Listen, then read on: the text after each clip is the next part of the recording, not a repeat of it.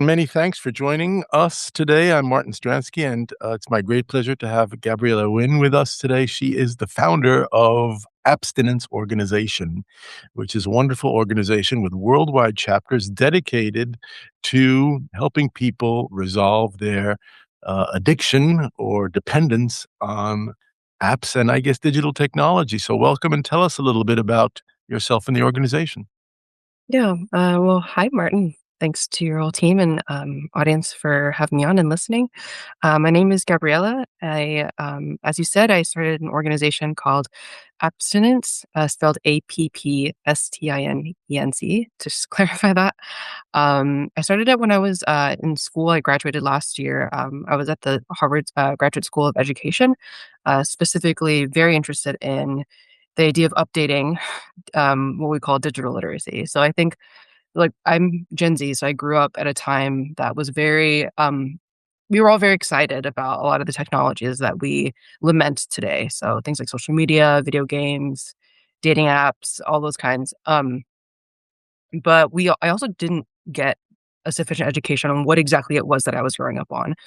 So as a graduate student, I wanted to fix that. So I found a very group of like eager other young educators who through their own experiences growing up online wanted to figure out what to do about this. And so that's where abstinence started as a school club, frankly, and then it really just kind of took a life on its own. Kind of broke the walls outside of the university. And then just we got like an influx of support from and interest from people from all over the world, all these different places, different generations, not just Gen Z, talking about the fact that their lives are just being taken over by digital technology in various ways, and that they want some kind of framework, some kind of guidance. What should I do about this? How far should I go to solve this problem? And that brings us to where we are now. So we have um, I mean, I think the interest just keeps growing in the sense that people feel, in my estimation, very seen by the mission of abstinence, which is at its core to let people know that we don't have to accept that the way that we all live with technology is the way it's just going to be, simply because someone else has decided it was. So there's a definitely an element of empowerment there too. But of course, we are here to educate as well and talk about what these technologies are doing to us. Wonderful. I'm glad to hear that you're successful and that your numbers are rising. For those, if I do get featured on your end who don't know me, I'm a neurologist who has spent the last 15 or 20 years looking at the effects of modern technology on the human brain per se. And this begins with anatomical changes. It moves through physiological changes to change the brain, which is, of course, who we are. And as you probably know, we now have hundreds of studies that demonstrate all sorts of anatomical and physiological changes in the brains of people that are essentially directly proportional to the amount of time that they spend on social media in particular and on cell phones. It's a very generation specific thing because Gen Z, or generally speaking, the younger you are, the less you use screens for work and the more you use them for entertainment, whether it's a video game or scrolling or social media. And there's a direct correlation with a fall in reasoning, cognitive abilities, intelligence, and a direct rise in anxiety and depression that is literally linearly related to the amount of time that a person spends on screen. Um, and so, not just I, but other people in the neurologic community view this type of digital use, particularly in Gen Z and particularly in those younger, as a very dangerous affair, which is the reason why phones are being banned in schools and why social media restrictions or bans are now taking place or being planned in 25 countries in the world. And my product is a book called The Rise and Fall of the Human Mind, which is selling extremely well in Europe, and it's now on Amazon. Here's a tiny little index card of the cover. I forgot to bring the book with me, but basically the book details how the mind came to being from the Big Bang, what the mind created, how it created things like philosophy and love and religion, and then it crashes into the headlong reality of today's technological wall and shows how, generally speaking, on planet Earth, we humans are not as happy as we used to be, and we're not as intelligent as we Mm. used to be. And so I'm very interested to hear from you the good news from your end as to Gen Z and the bad news. What's your perspective, sort of being literally inside the box? Yeah, so I guess the good news, and I always want to emphasize the good news, is I think that if there's going to be any generation that's going to lead the changes on this front on the cultural end, because a lot of us, of course, are not old enough to be in office, are not old enough to be sort of passing legislation.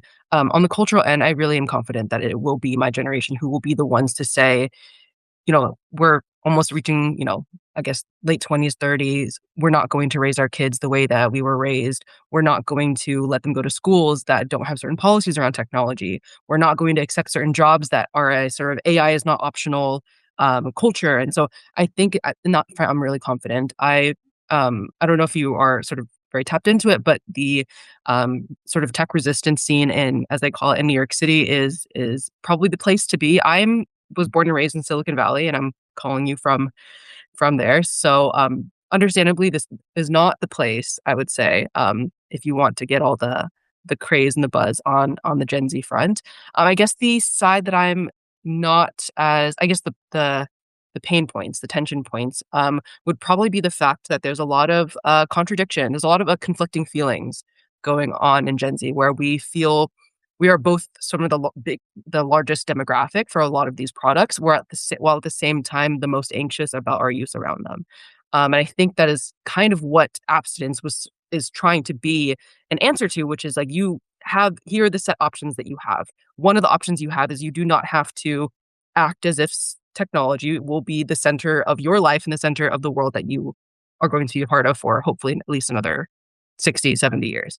Um, and keeping that as a promise that you have to yourself. So, that is probably the tension point, but at the same time, I do see that that is being sufficiently, addressed, for the time being, but we'll see where it goes. Do you really think that this is a battle that Gen Z will wage, looking from outside in and not from inside out, as you seem to say? Because from what I understand, and the reality of the statistics is that there's really a lot of problems in this generation that weren't there before. Those problems are also, by and large, due to the fact that our entire society and our entire humankind has shifted away from being a biological uh, organism or grouping of organisms to something that is transferring its intellectual and genetic potential to Mhm. machines. And is there enough support, encouragement, stimulus for Gen Z to realize this and to make the move? Or are they going to keep sort of circling where they are right now, which in many cases is a drain, especially as far as their children are concerned, and also maybe even as far as their role models are concerned? Because after all, at least as far as I'm concerned, I've completely shifted my focus um, from adolescents and even from younger members of Gen Z to the older members and to the parents, because Mhm. I view this entire crisis as being based on the decline of family and the decline of family values and the infiltration of digital technology into the breakfast table. It's the mother holding the cell phone, the father on the laptop in front of the 6 or 8 year old child, not just now, but several years ago, that basically set the stage for imprinting digital technology as a normal part of life and everyday behavior. And then it's got the multiple negative consequences that you're aware of. Uh, how does a Gen Z person get out of that? Yeah, so I think and I've been thinking about this as well, as like what will be the biggest breakaway in sort of Gen Z going through our life stages. And I think I'm 25 now, so I'm not these days anyways, at least in the US, quite at the child bearing age. But I was thinking about this a lot recently that I do think it will be when, and some people would say if, the majority of Gen Z have our own children, that we have that really big wake up call to realize, and we're sort of faced with ourselves. I think, I mean, I don't. think I necessarily need to have kids to say that having children is a transformative process. The hope is that through the work that I'm doing and that all of my friends and colleagues are doing, that we wouldn't have to wait that long to our whole generation is all, we're all at the age that we're having children, to realize that the habits we've built up to that point are not the kinds that would make for a parent that would raise children they would like. So um, I would say that parenting, that sort of the contending with the fact that your parenting years are coming up, will be this sort of necessary pressure to get, I would say, start with the older half of Gen Z, but of course at some point the younger half, to think about their habits. The younger half, again, according to most statistics, is putting that pressure off. Yeah. Up to a half, if not more, than Gen Z members who are through education are still living at home. Dating is way down. Yeah. It's the sort of stereotypic scenario is that when they do meet, they pull out their cell phones and they sit next to each other and they look into their cell phones. Reproduction is way down, even for those in the age where they should be having parents. Um, so the facts aren't good. The facts aren't good that Gen Z is, facing this or viewing it as a crisis and tackling it. So far, it's not happening. Not to say that there aren't attempts, and not to say that it's not happening among certain groups of individuals or in certain states or cities more than in others. Um, it's just not happening. My take on this, if I may, is, and unfortunately, I'm much older than you are, but that means that I do remember certain things from way back when. And I remember when the anti-smoking campaign came out once upon a time, and those commercials for causing cancer, and even the stuff on cigarettes today that it causes cancer and kills you, and so on. All the studies show that that just doesn't work. What does work is, and I remember this, a commercial, he and she sitting on a bench looking into the sunset. They have their arms around each other, cameras in the back, sunsets in the front, and he leans over to kiss her, and she draws back, pulls away. Why? Because his breath stinks, because he's got a cigarette in one hand, and she doesn't want wrinkles, and she doesn't want to smell. And that took off, and all of a sudden, eventually, smoking became uncool. Yeah. It was a societal perception that you're doing something that is literally uncool. You're sort of bothering people around you as well as yourself. You're becoming dirty. And my take on this is that not only do we have to appraise people of the dangers of prolonged and persistent digital cell phone use, but we have to sort of treat it as as a form of digital heroin or a digital drug, which means that A, you need help. B, if you want it. B, you need information and education. But C, it has to be uncool. And there has to be some sort of an uncool term that has to emerge, like a mobile moron or a cell phone zombie. And these terms have to be spread, particularly among young people. And that, as a neuropsychologist, I can tell you is going to work much more than any kind of sort of bigger public type campaign. I think it's got to come from the sidewalk up, um, and from the small group to dividing people into cool and uncool. And I've seen this in young people now, and I'm starting to see this happen where some people will be sitting around a cafe, which we have a lot of here in Europe, just as you have in California, and they'll be chatting away, and then somebody will come and join them, and they'll pull out their cell phone, and they'll sort of be on the cell phone the whole time.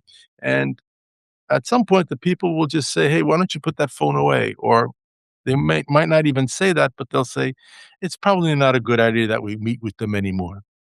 So there's this social sort of stigma almost, I think that, uh, as, uh perhaps incorrect as it may sound, that is necessary to develop, uh, around people who are cell phone and digital junkies. What do you think? I think I've heard a lot of times, and I get asked this as well, like if people think that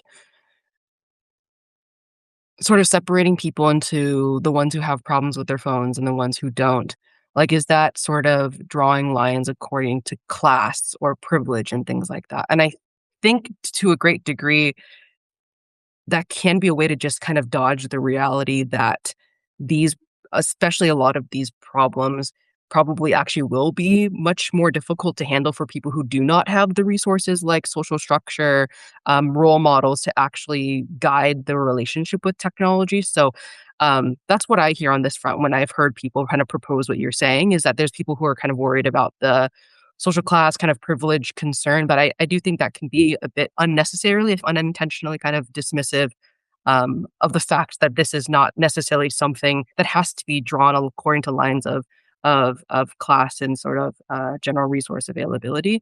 That is to say, though, that I do think there is definitely a bottom up cultural element of all of this, which is I think that we will have to be on many fronts, like one inside of our homes, a bit more stringent about the way that we deal with phones around, say, the dinner table, and also in public spaces. But I think the way we talk about it can be, as I've heard, I think it can be a bit put a little more gently in the sense of if I were to have a friend who's sitting at the table and she's always on her phone, I would not sort of necessarily dismiss her straight away, but I would use that as an actual invitation to then connect with her, to then actually talk about technology habits, like what is it that you're doing, or just pull her in a kind of constructive way. So I can see what you're saying, but apply it in a more proactive sense to actually figure out a way for that person to be re-brought back into the conversation as opposed to so I guess it does in a sense start with a little bit of stigma, but that stigma is only supposed to be a seed to then re-involve that person into the actual community activity. Yeah, what you're saying is absolutely correct, but in practice, I'm not sure how well that can work because, first of all, it's dependent on the circumstance, it's dependent on time, it's dependent on the willpower, it's dependent on one's ability to communicate personally. The big picture is that those who are socioeconomically disadvantaged have always been those who've smoked more, demographically drank more, perhaps been more prone to take addictive drugs and so on and so forth. So we're probably never going to have a perfect world, but in order to reduce the dependency on digital technology from the individual perspective, I personally am of the opinion that it has to be treated like a drug, which is what it is, because we have to remember the two chief things that stand behind everything we're talking about. This entire technology is there so that just a few people, most of them eccentric billionaires, can make more money. It has absolutely nothing to do with our communication or our well being or anything good. It's all about money. And second of all, the entire technology is designed, geared, and built from the ground up to be addictive. Mhm. My colleagues sit next to computer programmers and programmers of social media and measure literally dopamine levels by spectroscopy and functional magnetic resonance imaging of different variations of different social media platforms. Mm. And those that are the most addictive are the ones that go to market. This is a drug, and this is a drug that makes people stupid.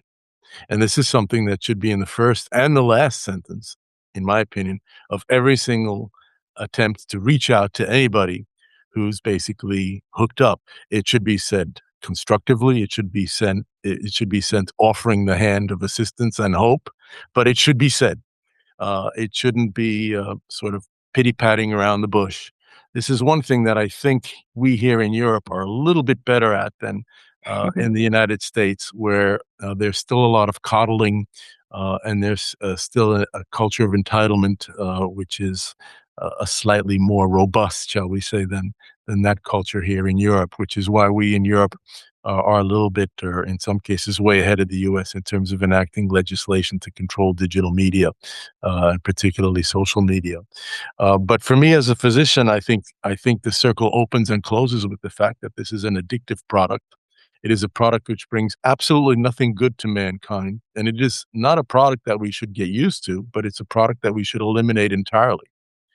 Um, just like I don't think it's a good idea to let kids smoke 4 to 6 cigarettes a day and consider that a victory if they're smoking 20 cigarettes a day.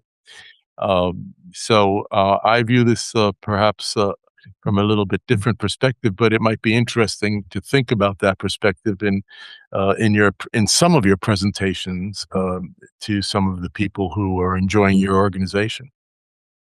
Yeah, so I definitely agree with you that need to be in terms of our language as we need to stop beating around the bush. I agree with that.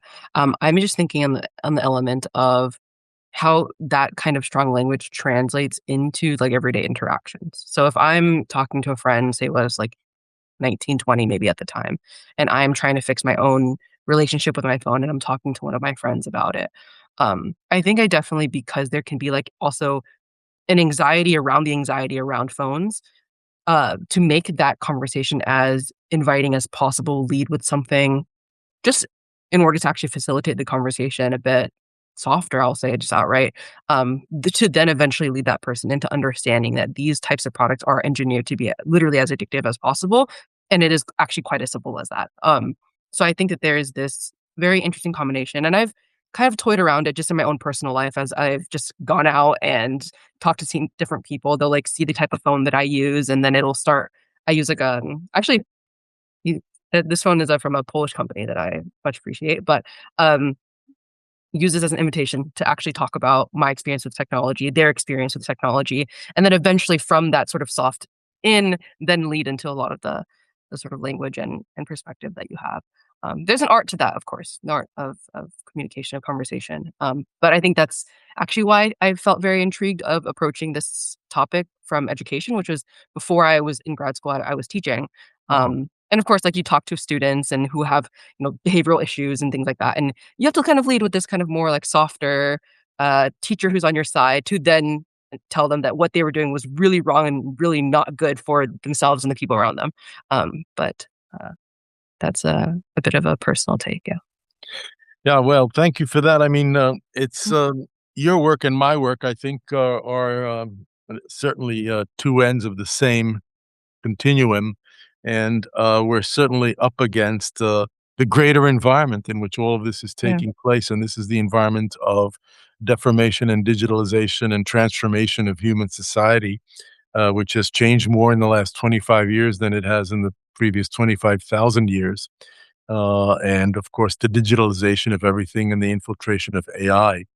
And that's probably perhaps another chat between us in terms of AI. But I personally am convinced that AI will not last more than another year or two before it crashes due to the simple reasons of not enough money, not enough energy, and not enough people to make it keep going. And AI, of course, is entirely 110% dependent on continued expansion. It's like a hydra that continues to swallow up everything that gets near it, and if it doesn't do so, it literally collapses. So perhaps that is some good news at the end of the tunnel, but that in and of itself is going to be a painful fall. And that is where we're heading, in my opinion. That is the background of what is taking place, and I don't think it's a matter of if. I think it's simply a matter of when. Because if you look at the facts of the more than logarithmic explosion of digital media into and digitalization into people's lives, then the pace of change really is such that it's pretty much a straight line going straight up, a straight vertical line. So is there anything you'd like to ask me? I've been sort of mm. poking and probing you. Yeah, I guess in part, like, kind of what I'm curious about is kind of what you mentioned in a message before about parents and specifically parenting. I think that is something that, the oldest part of my generation are just around at the age where we're kind of settling into long-term relationships, either just starting to have kids or maybe have one out. So there's the whole idea of like what kind of parents do we want to be? And I get emails from sort of maybe late 20s Gen Z saying, expecting a kid in the next, kid's on the way, gonna be out in 6 months. And I don't want to be quote unquote that parent. Right. And so I think this has been something I've been thinking about a lot. So your message was timely. What connection do you generally see in the empirical research and in your own practice between certain types of parenting styles and certain relationships that their children have with technology? Well, this is really a cultural answer, and the culture is now pretty much a human culture. It's not a local culture, and again, it's a culture that's been dictated by the perfect storm that has emerged for the first time in humanity. And that perfect storm is that for the first time, we're really living in a period of unprecedented um, possibilities and unprecedented in a way sort of peace. There isn't anything immediately threatening us in terms of coming in and taking our children, and no plagues and so on and so forth. There's a ton of stuff going on in the world that we're ignoring, like global warming, water shortages, certain illnesses, and so on and so forth. But basically, for the average person, as long as the Walmart is full and open 24 hours a day, life goes on because it can under these terms. And the problem is that in such an environment that is devoid of any real and meaningful existential stress, a person gets lazy.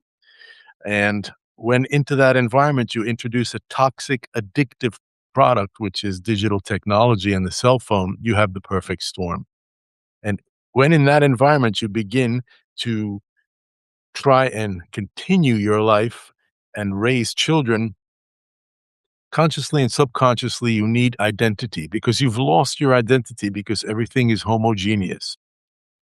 That explains why 46% of Gen Zers have tattoos, because as opposed to 2% of my generation, because it's a affirmation of something. It's something who I am or something that makes me feel comfortable. They're not better or worse persons, but it's basically a signal. It's a symbol.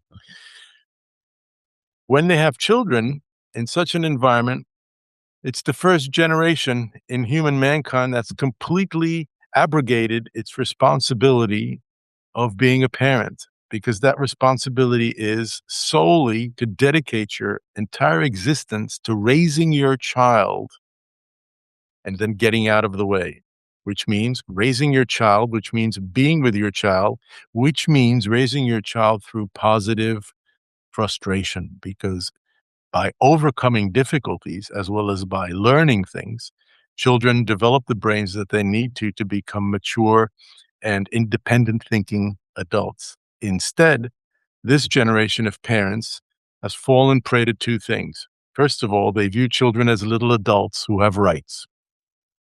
Children have absolutely no right to anything that can be bought. They have a right to love, they have a right to be educated, they have a right for shelter, but they do not have the right to a cell phone because everybody else has one. Second of all, parents are not just, um, they're afraid of their children because these children are little people. So if they don't turn out well, it means that I, as a parent, am not doing a good job. So they put their children to preschool. They expect excellence of them and so on and so forth. And they're also afraid for their children. So you have this helicopter parenting. I need to give my child a cell phone to make sure that my child is safe. Mm-mm.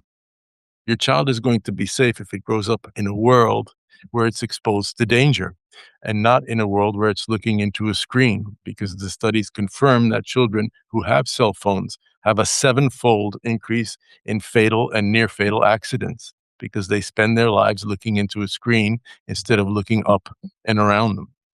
So this is the paradox and the tragedy of modern parenting, that children should be raised not by giving them what they want, but by making them understand that they're not going to get what they want and why.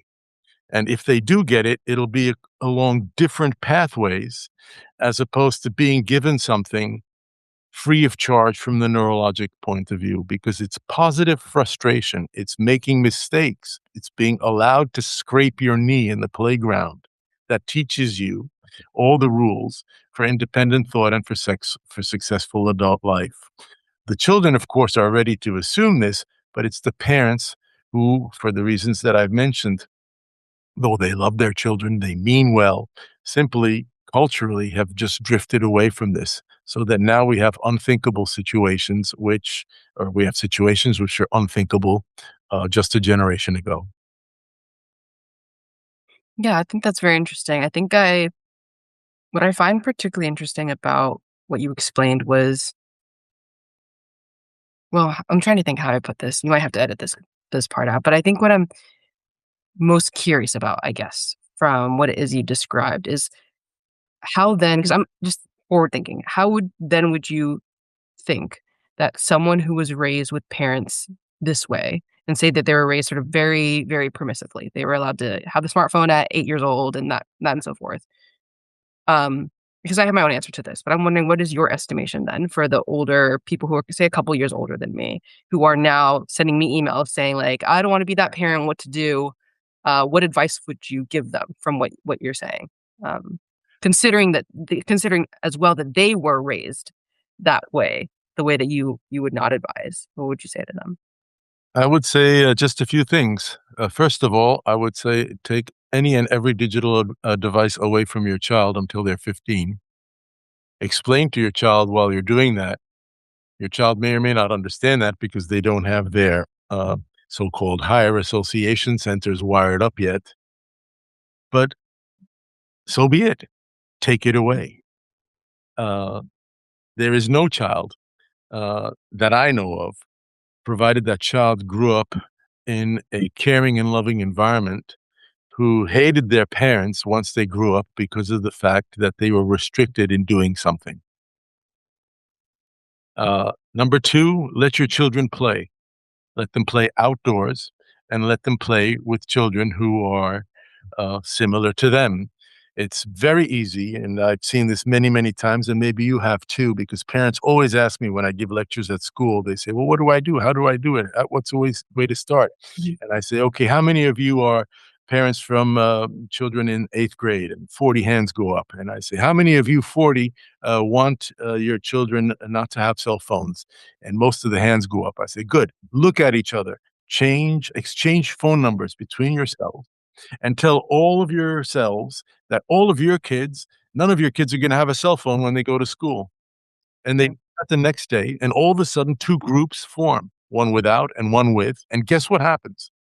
Within 2 or 3 days, the kids without the cell phones start to liven up.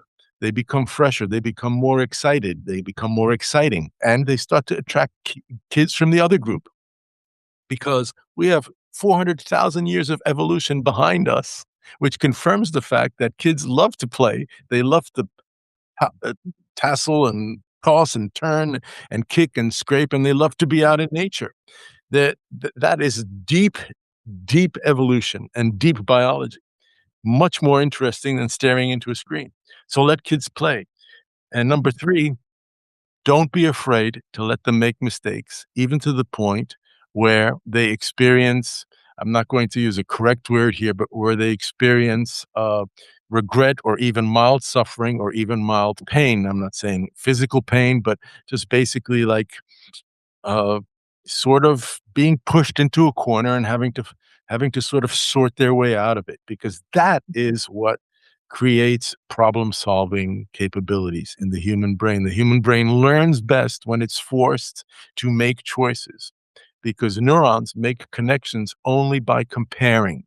If Mhm. the brain has nothing to compare one experience with another experience, it simply will not make an electrical connection between two sets of neurons or between two webs of neurons. So it's making mistakes, whether it's in class or whether it's in nature or whether it's at home, that actually is the process by which and through which the brain learns the most.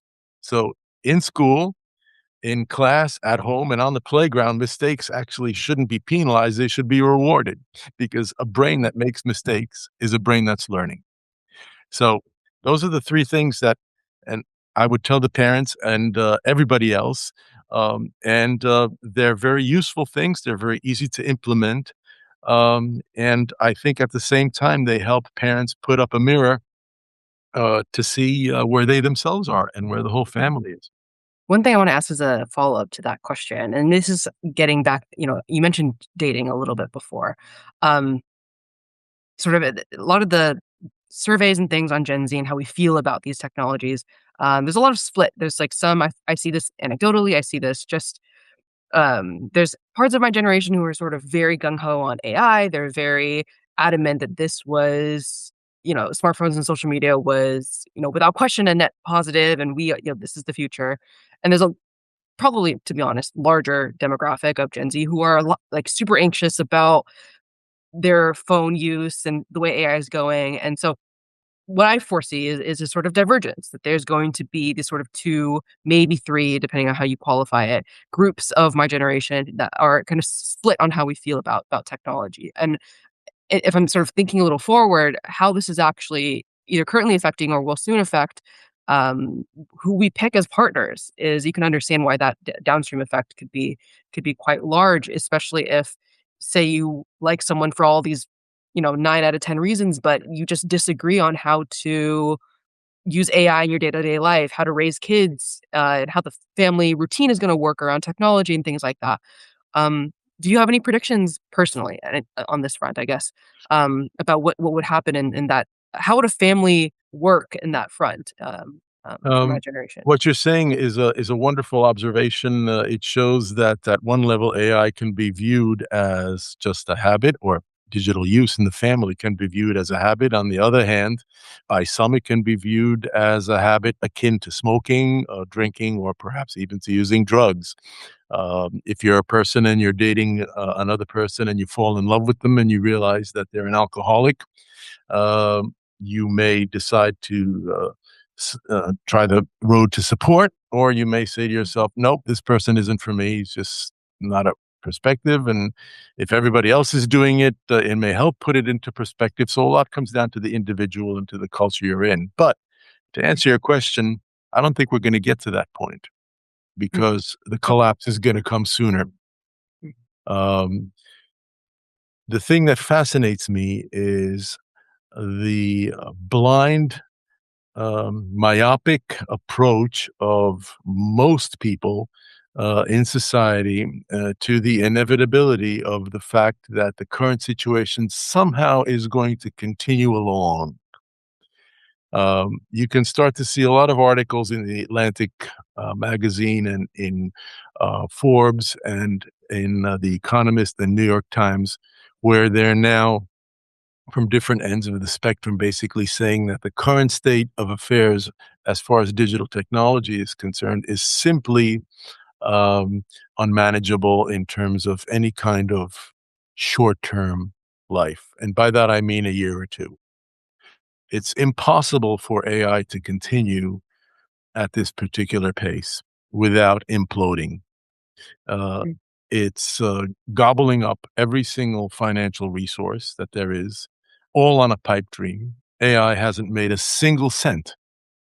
It's important to note that despite the trillions of dollars that are being invested into AI, it hasn't paid for itself. The people who run AI are getting money from other sources. Up to 17% of the U.S. stock exchange now is invested in AI companies. AI is a pipe dream.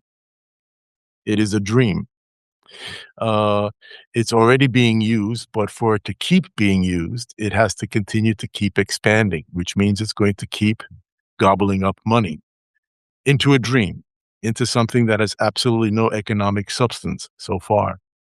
Second of all, AI makes us lazy. It makes us dependent. It creates neurologic dysfunction. People are not smarter because of AI, they're lazier because of AI. And that, of course, is a huge diversion from our biological imperative. And third of all, and most interestingly, is that today AI uses up 8% of all of the energy produced in the United States for AI in the United States. And AI is built to double its own capacity every 200 days or so. So 200 days from now, we could be at 16%.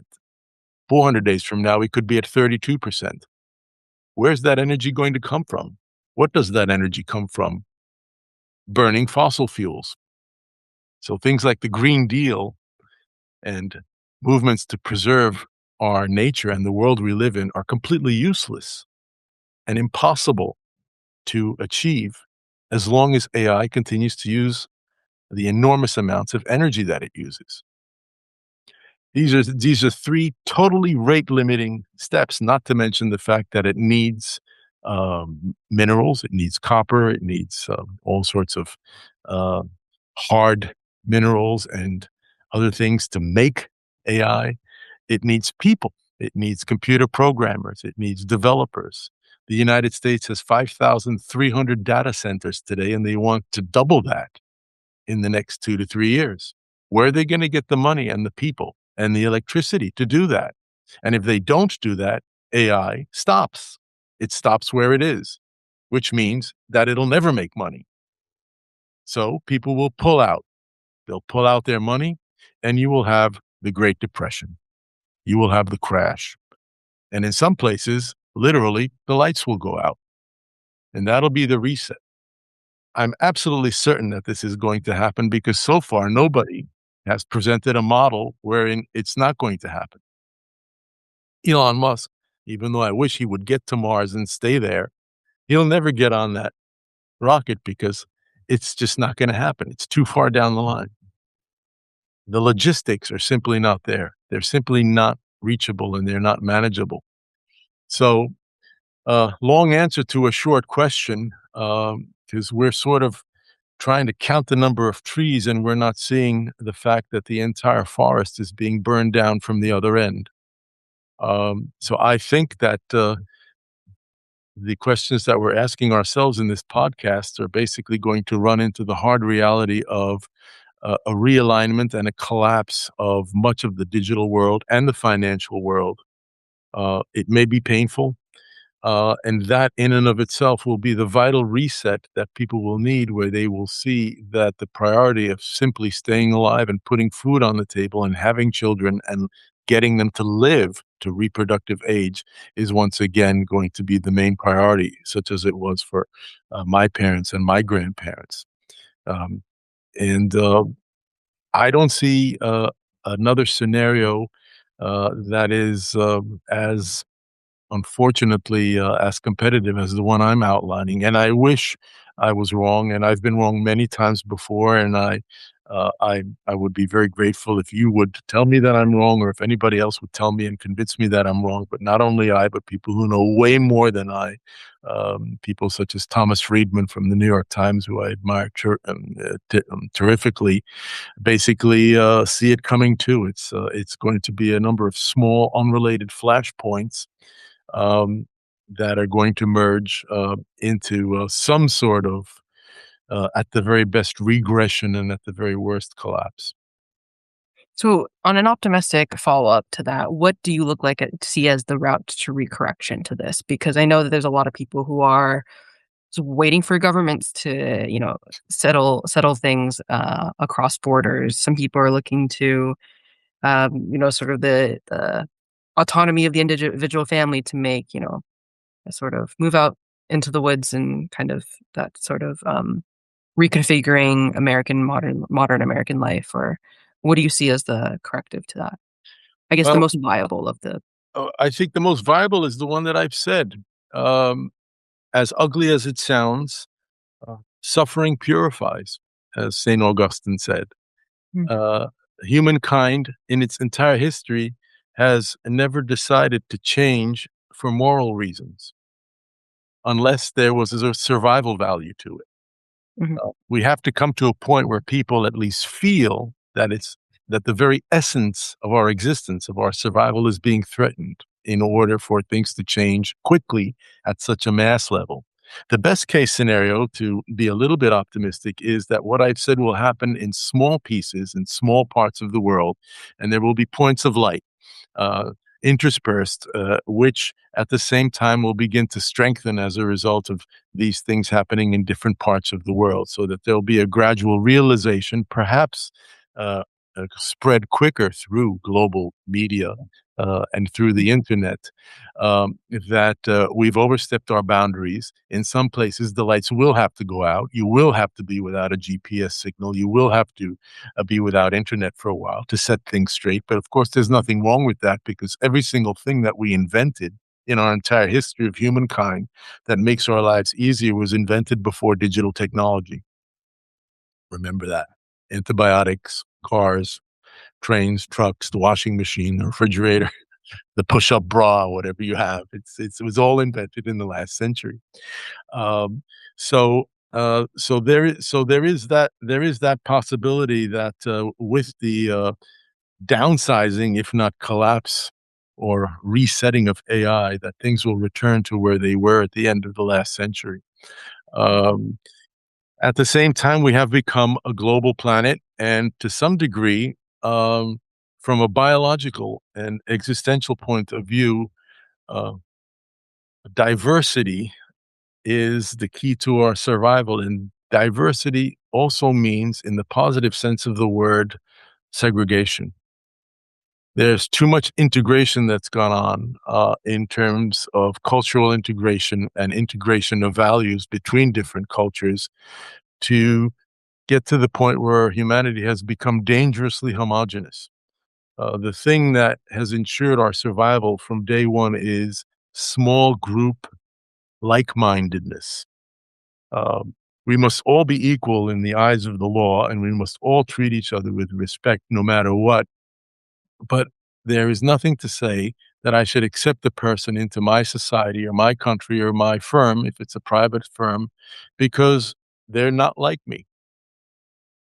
And that's a very drastic thing to say. It sounds very drastic. It doesn't mean that I should exclude them or force them hardship. No, no, no. It doesn't mean that I shouldn't help them perhaps as much as I can.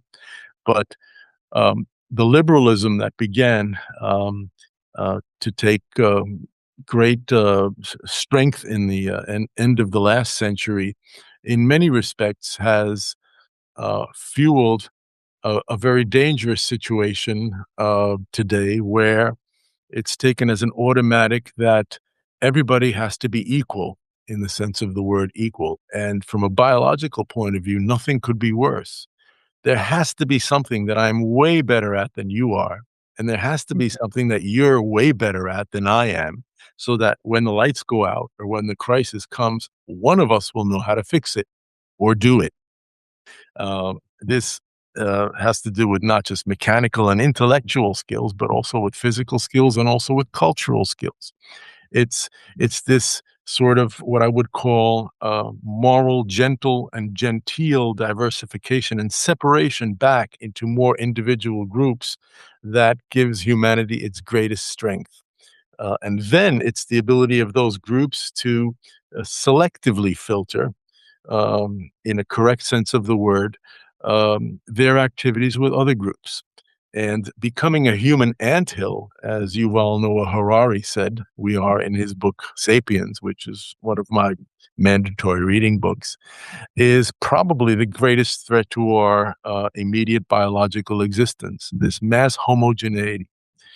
So, my hope is that we'll take a constructive, not painful step backwards, where we will Mm. uh, not shed any respect for human values, and certainly not shed any um, opinion as to equality before the law, but where we would strengthen local values and give those local values, no matter what they are, a chance to flourish, no matter what certain neighbors may think about those local values. That's why, for instance, to this day, and not just here in Europe, but in the rest of the world, the societal and community structure that does the best is the small village. It's that village of 25 to 150 people that will survive when the lights go out, because they Mhm. know how to grow their own food. They know each other. They don't communicate under the same roof with a cell phone and so on and so forth. So I'm sort of hopeful that we're going to take a pleasant step backward Mhm. to a more rosy and perhaps a simpler, and in the eyes of some, perhaps a little bit more discriminatory in the positive sense of the word age, where we have a return to elitism in the positive sense of the word, where we have a return to hierarchies and not to a single caste system, where the world is run by 8 people who own more wealth than 50% of us on the planet, and where we have a return of mutual respect, but also an affirmation of one's personal values. So we'll see. A very interesting analysis. I think, well, we'll see how optimistic we can be, but, maybe it's my age or, me, yeah, maybe it is, but I'd like to be optimistic about this, and I think the people that I come across doing this work day in and day out are, even if they themselves are not necessarily as optimistic, the fact that they're also working on this issue makes me optimistic, so. And I have to give you that Mhm. last note and end on that, because that is as it should be, because you are the future. Um, the job of people like me, I suppose, is always to point to the past and to wag that finger. But Mhm. thank you so much for that optimism. Thanks so much for appearing here. And now it's my great pleasure to give you an invitation, which I hope you'll accept because it's from the organizers of a conference here in Prague called Minds Prague. And it's in April of 2027, and it's a 4-day conference dedicated to our future in a world of digital technology and to discussing exactly what you and I have been discussing about. And Very interesting. they want to invite you here. And Prague is really beautiful. If you've never been, you've got to come. And not only you, but anybody who's looking at us, we do invite all of you to this conference called Minds Prague. It's going to be April 24th to April 27th. And if you don't mind, the organizers are going to send you a personal invitation with all of the details. And we'd love to have you here and have you share your experiences. So hope to see you here. And Well, thank you again for taking the time out to chat with me. It's been wonderful, and good luck to you and to all of us. yes. Well, thank you for the invitation. That sounds very interesting. The closest I got to Prague was in spring of this year. I went to Budapest, Vienna, and Bratislava. You got Uh, close, so and I was very close. Yes. but Prague is nicer. Um, Yeah, I heard. I heard that typically on the trail, the 3 stops that I made, supposedly the, elevated version of that 3-stop trail is to make it to Prague at the end, but, yes, yeah. didn't quite had the time to do that, but I, definitely is on my list, for sure. Well, thank you for the invitation, that sounds really interesting. Since I left graduate school, don't go to see as many presentations as I give them, I guess, and so it's always nice to, like, kind of loop back and be back with people who are focused on this issue. So I will definitely put that on my calendar. That sounds Please very do. You'll interesting. get an Yeah, invitation, of course, and we'd love to have you present too. So we'll leave that all up to you. amazing. And that's it.